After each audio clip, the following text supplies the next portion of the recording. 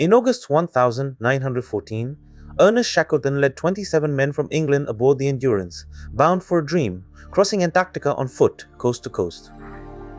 The ship carried supplies, sledges, and a crew determined to rewrite history. Yet from the moment they set sail, the mission was a gamble against nature's indifference.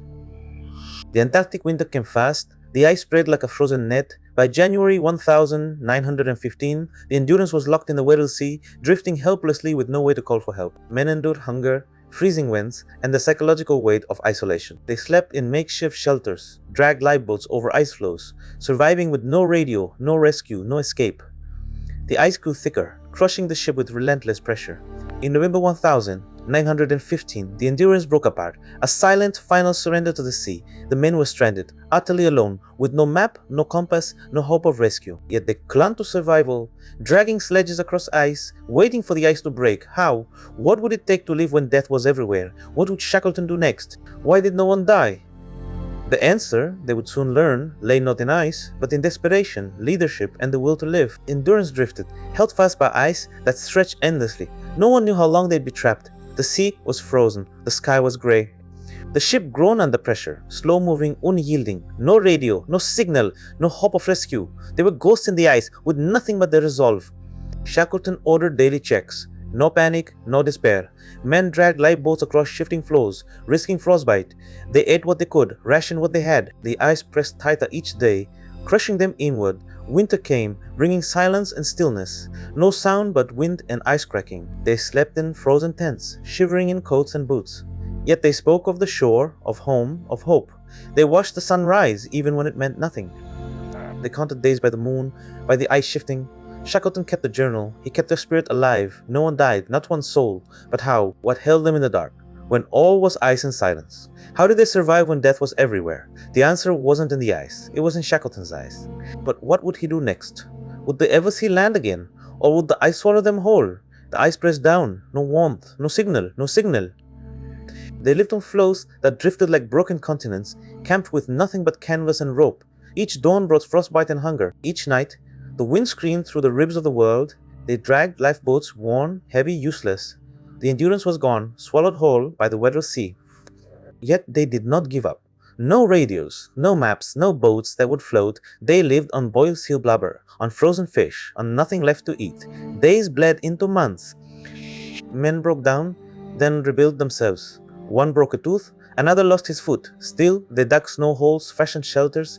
They sang to keep the cold away. They prayed silently to gods they didn't believe in. But the ice didn't care. It moved, it crushed, it broke. And then, suddenly, one day, it shattered, like glass under a hammer. The floes cracked open. The men ran barefoot, screaming toward the water. They rowed to Elephant Island. 22 men, still alive. But what lay ahead? No food, no rescue. Not yet. The worst was still to come. Would they find a boat or die before the ice let them go? They landed on Elephant Island. No sound, no signs of life. Just wind, ice, and silence. The men collapsed onto the shore, exhausted, starving. No fire, no shelter, just rocks and wind, biting cold. They dragged their lifeboats ashore, wet, rusted, unusable. No boats, no hope, no radio, no signal, no rescue. Not yet. They built shelters, used hides and wood, sleeping on frozen ground. Each day, hunger gnawed deeper. They scavenged what little food remained. Seal meat, bird carcasses, water from melting ice. But even that faded fast.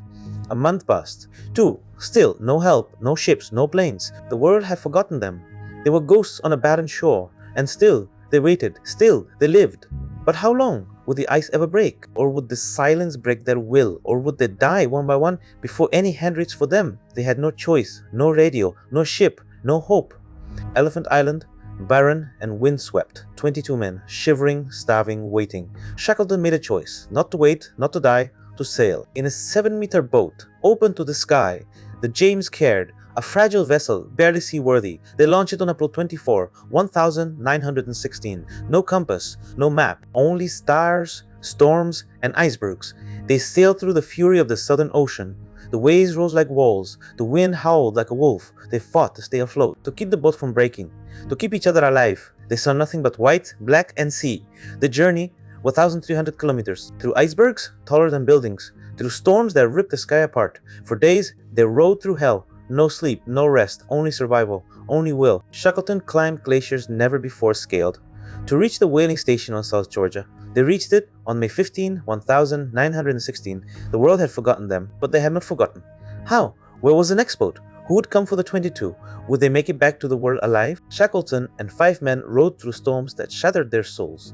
They reached South Georgia's cliffs in mid-May 1916. The island was wild, unforgiving, covered in snow and ice.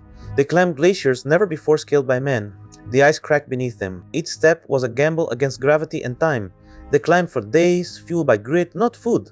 Shackleton's boot slipped once. A fall would mean death. He clawed back, dragging his body up, his men watching, hearts pounding. The whaling station lay ahead, a speck on the ice. But even there, hope was thin. No one expected them. No one knew they were alive. Shackleton knew they had to act fast. He had no time, no supplies, no backup. He knew if he didn't act, none of them would live. He told his men, "We must rescue the others, no matter what." They reached the station, exhausted, bleeding, frozen. They sent word, but what would they find when they returned? Would the world still care? Or would the silence of Antarctica swallow them whole again? The 22 men on Elephant Island endured weeks of freezing rain, biting winds, and near starvation. They huddled in a makeshift camp, rationing a single biscuit a day. No warmth, no signal, no hope, except one, Shackleton's promise to return. They watched the sky, scanning for boats. They listened for voices across the storm-churned sea. Months passed. Their morale frayed. They built sleds. They dug graves. They dreamed of rescue. They knew Shackleton had gone into the void, a man lost to the sea. But he hadn't left. He had returned, bleeding and broken, to find them. He had rowed. He had climbed. He had endured. He had returned to save them. He didn't just return. He brought back more than hope. He brought back the James Caird, patched and fueled. He brought back a plan. He brought back the will to live. He brought back the world. But what did they find when the first boat docked? What did the world find when it finally looked back? And what did they leave behind, untouched by time? The answer, they'd soon discover, wasn't in the ice. It was in the silence of the sea. They were stranded, drifting, freezing, starving, but Frank Hurley kept shooting. He carried his camera like armor, even when the world seemed to vanish. No radio, no maps, no hope. Yet he captured the ice, the sky, the men's faces, the despair, the resilience, all in fragile glass plates. He documented the sinking of the Endurance, the slow crawl across ice floes, the desperate rowing to Elephant Island. His lens didn't flinch at the cold, the fear, the silence. When Shackleton and 5 men sailed the tiny James Caird across the storm, Hurley was still there, filming. He recorded the men scaling glaciers never climbed before, risking death for a single whaling station. When rescue came, Hurley's photo showed the truth. No one had died. He preserved the journey in a way no written log could, with skin, with sweat, with blood. His plates, found in crates decades later, still show the Antarctic light, frozen in time. They show the ghosts, the men, the ship, the hope, untouched, unblinking. But what did Hurley see that the world never asked about? What secrets still sleep in those glass plates, waiting for someone to turn the light on? Beneath the crushing dark of the weather sea, at 3,000 meters deep, silence held the Endurance. In 22 years, no one dared die where ice swallowed ships. Then, in February 2022, a robotic submarine found her intact, frozen, unscathed, her hull, her decks, her cruise gear, untouched by time or salt. The camera's lens captured not decay, but stillness, preserved by Antarctic cold. Her boilers, her rigging, her captain's chair, all there. She hadn't just sunk, she'd been sealed alive. Her timbers, warped but whole, told no tale of panic, only slow surrender to the ice. Her photographer Frank Hurley had filmed her demise, but he never saw her final rest.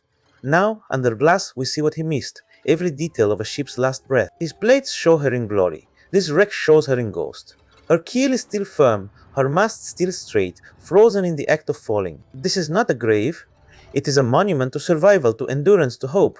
She was the last ship to fail, yet never broken, not even by the sea. If you've watched this, you've seen history in the making. Subscribe, because the next mystery is already waiting under the ice.